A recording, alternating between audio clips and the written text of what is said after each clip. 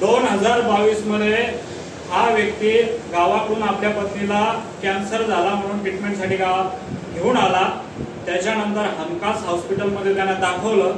तिथून सांगण्यात आलं की तुम्ही ब्लड टेस्टिंगचे रिपोर्ट घेऊन या, त्याच्यावर आपलं निष्पन्न होईल की कॅन्सर आहे की नाही आहे। त्याच्यानंतर हा व्यक्ती ओळखीना आपल्या लॅबमध्ये आला। त्याच्यानंतर इथं काम करणारा सय्यद अजहर सय्यद ह्या व्यक्तीला तो भेटला। त्याच्यानंतर त्या व्यक्तीने यांना सांगितलं की आम्ही तुमचे रिपोर्ट, ब्लडचे रिपोर्ट हैदराबादहून मागवतो, त्याच्यानंतर सॅम्पल पाठवून, त्याच्यानंतर टाटा हॉस्पिटलला सॅम्पल पाठवून रिपोर्ट घेऊन येतो। असं करता करता फोन पेना 4,000, 5,000, 30,000 पर्यंत फोन पेना 1,83,000 पैसे मागवले।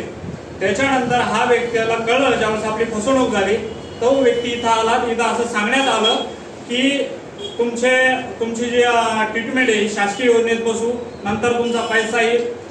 त्याला कुठलाही पैसा मिळाला नाही।